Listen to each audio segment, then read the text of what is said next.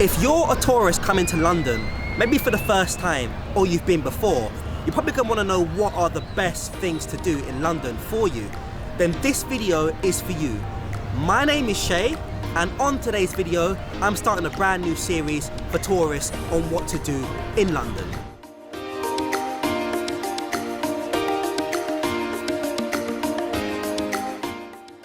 First place that I want to start is one of London's most iconic landmarks behind me, which is the London Eye. So, the London Eye offers picturesque views of the whole of London. I think the second highest views after the Shard, and the London Eye is a very, very popular tourist spot. The journey around the Eye takes about half an hour. Also as well, tickets for the London Eye can be bought at the register at the bottom of the London Eye. One thing I will say as well, please try to book your tickets for the London Eye as early as possible. Because as you can see behind me, it's a very, very popular place and a very popular area of London. So if you come down to the South Bank area, very, very close to Waterloo Station and Westminster Station across the Westminster Bridge, and visit the London Eye.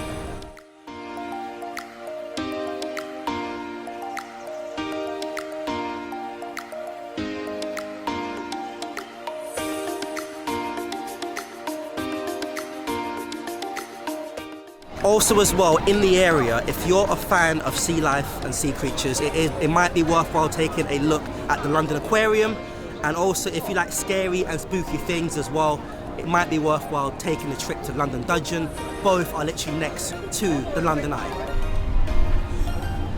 So, the next place you guys have to visit is the world's most famous clock behind me, Big Ben.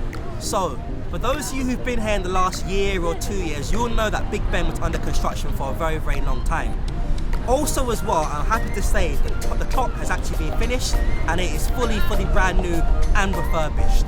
If you come here on the hour, the clock actually chimes very loudly. So if you come at 12 o'clock, 1 o'clock, 2 o'clock, 8 o'clock, it doesn't matter. You will hear Big Ben chime.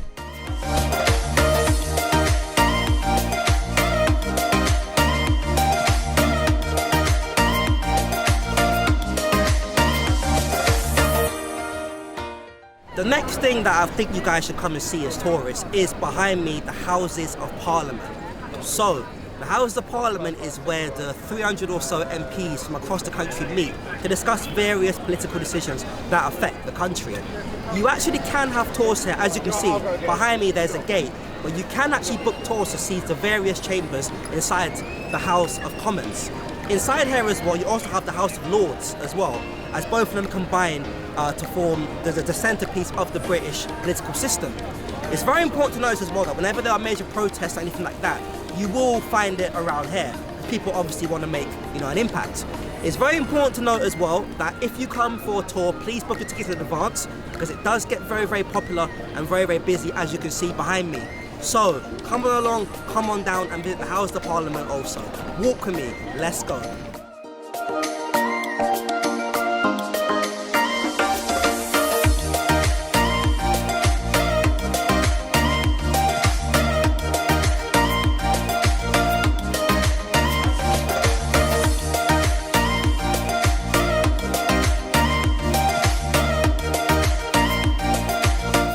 As you walk through Westminster, you will see this iconic memorial behind me. This is called the Cenotaph. This is Britain's most famous war memorial, which was initially built to pay tribute to the soldiers who died after the First World War. Today, things have changed. It is now used to commemorate soldiers from all sides who have died in all wars since, and it is the centre of Remembrance Day celebrations every November here in the United Kingdom. So if you come on down, please feel free, have a look. Please don't touch or step on it. Have a look and see the Cenotaph.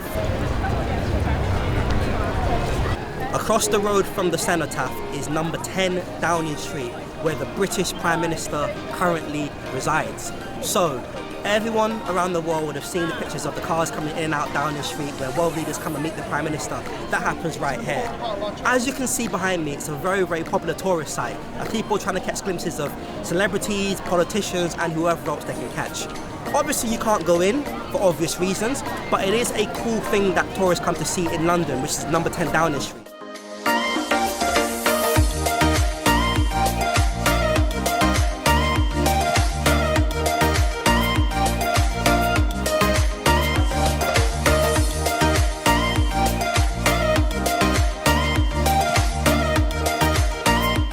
Behind me, and the next spot you need to see, is the famous Westminster Abbey.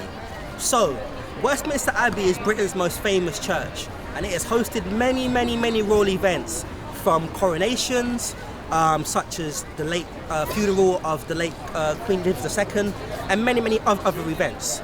The Westminster Abbey has been the heartbeat of the royal family and Britain for many years. And today you can actually, as a tourist, have tours in here. As you can see behind me, many tourists queuing up. I will say though as well, yet again, please book your tickets in advance. And please be very respectful of the Abbey itself, because it's very sacred and very historical. I will say also, the Abbey is literally across the road from the House of Parliament, and also across the road as well, close to also Downing Street and Buckingham Palace. So if you come out at Westminster Station, you will be able to see the House of Parliament, Big Ben, and Westminster Abbey. But as you can see, Westminster Abbey behind me is a place you must visit. Walk with me, let's go.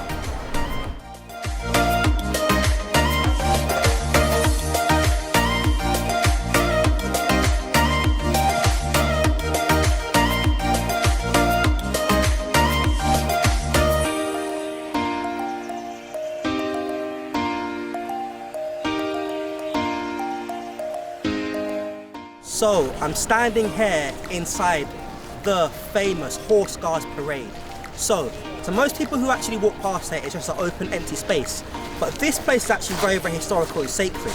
It's actually the centerpiece of the Trooping of the Colour ceremonies. This is where basically they celebrate the monarch's birthday and many other special royal events. Today, obviously there's nothing, so it's very open. But have a look around, because there's various statues and so on as well. And it is right between Buckingham Palace and also Downing Street. So come on down and have a look.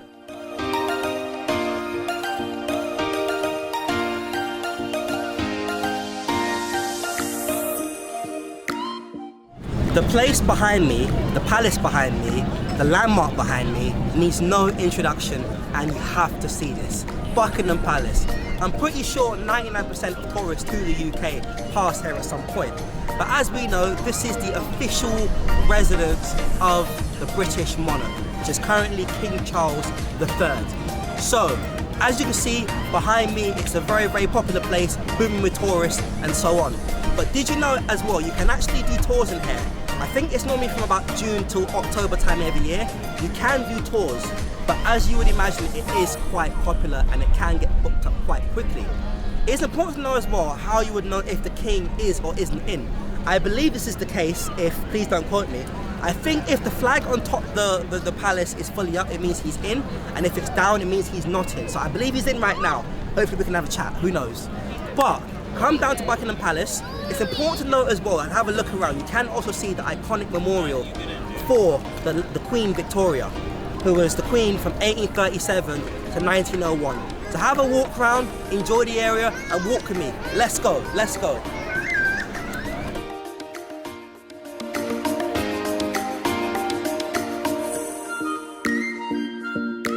So, that is it guys for today's video. If you enjoyed it, don't forget to like, comment, share, and subscribe. This is only part 1 of this series, so stay tuned for part 2. In the meantime, feel free to look for some of my other walking tours. I'll put the links below. And in the meantime, walk with me. Let's go.